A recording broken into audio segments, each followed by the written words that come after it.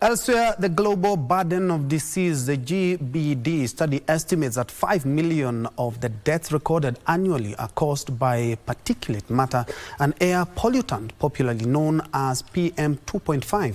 These particles are released in the atmosphere by various sources such as dust, forest fires, and volcanoes, as well as through human activities such as fuel burning. And as Opicho Chemtai found out during a visit to Kamulu area in Nairobi County, the death of a man due to alleged accumulation of these pollutants in his system points to a lethal risk lurking in the atmosphere.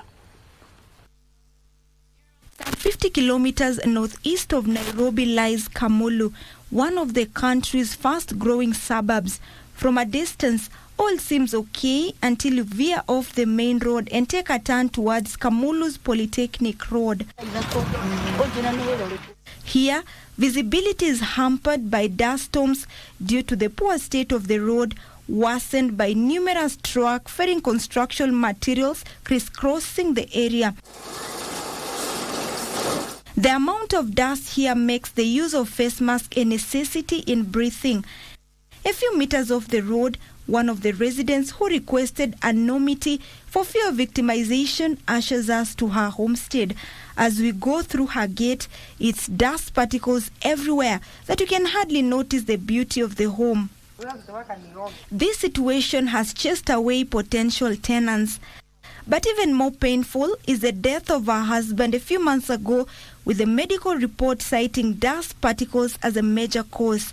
Maana wakati tulienda hospitali aliambiwa kifua imejifunga, na it was true kwa sababu kifua yenyewe ndio ilileta shida. Akaanza kusikia anashindwa na kufumua, na alikuwa amepata chanjo ya C19.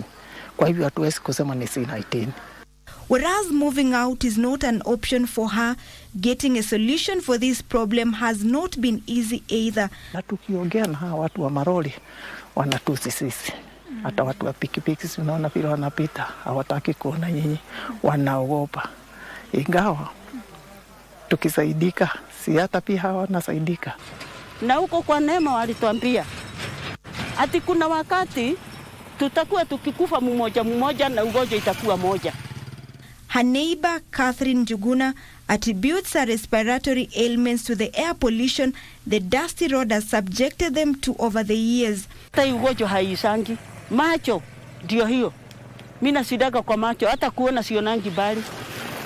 Unaona? Nasidaga huko Kikuyu kwa macho. Ni pesa tu kutoa. Hakuna mtu ananisaidia. Kwetu ukiingia ni kama ma chemist. Homa haishi. Sasa tunasidaga tuna madawa. Mtoto kukohoa, sasa unashindwa, utamshidisha tu kwa madawa. Kesho yake anaanza huko tonsus, amefugana. Paka unatamani tu kuhama. Sisi tunatafuta hata mtu wa kuuzia nyumba tuhame tutoke huku juu. Sasa unaishi huku, saa yote uko na madawa. Unajua zi mzuri sana unakaa na hata tuko Nairobi. Surely. Hii ni Nairobi gani? Na dust imejaa. Nilikuja huku sikuwa na shida ya kifua, sikuwa na shida ya masho, sikuwa na shida ya araje. Sasa hivi na shidaga hospitali na madawa. Gideon, an air quality expert from Airco, whom we met at Mama Lucy Hospital, says air pollution is a major concern. One of the reasons why these monitors were thought of to be brought to the city is the health of Nairobians is deteriorating. So air quality keeps getting bad, and we don't know how much, we didn't know before how bad it was. Air quality monitors installed by the county government reveal high levels of the particulate matter air pollutant in some areas. We have to measure PM2.5 so that we can know before people report to hospital with illnesses that a certain area has an issue, an air quality issue, so that when doctors want to respond to their problems, they understand that these problems are coming from the environment rather than from other things that they would have already thought of. But how harmful is particulate matter if exposed to over a period of time?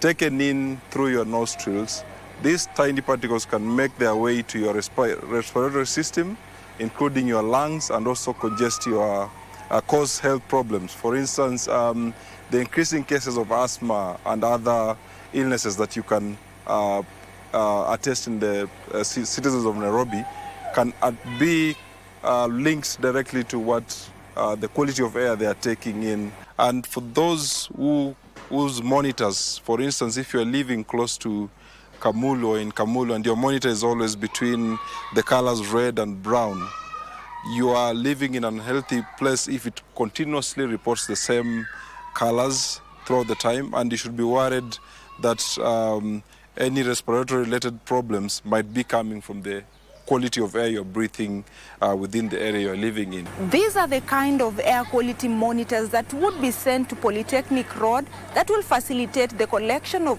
real-time data on PM2.5 for the necessary authority to act on it. As for now, the feasible solution to this pollution will be to jumpstart the tarmacking of this road. Tumegojea for very long. Tumeenda mpaka kwa neema. Hatukusaidika vizuri because tulikuwa tunafikiri tukienda kwa neema watatusaidia. Wakati tulienda kwa neema tuliambiwa hii barabara sijui ile pesa ilikuwa itengeneze sijui ile pelekwa barabara nyingine. Sasa hatuelewi hapo ni nini kiliendelea. Lakini kwa nini wasitutengenezee? A task that lies squarely within the Kenya Urban Roads Authority. We are hoping to get money so that we can actually extend and put some measures that can enable us ensure that they don't overload, because if they overload again, they destroy the road.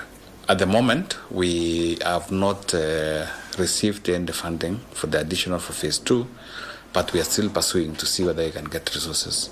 Kamulu residents can only hope that this promise will not turn into another when funds become available. Slow, but it ultimately kills. Urgent mitigation measures need to be put in place to avert such disastrous occurrence.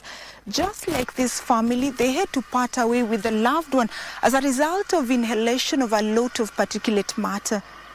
Opicha Chemtai reported.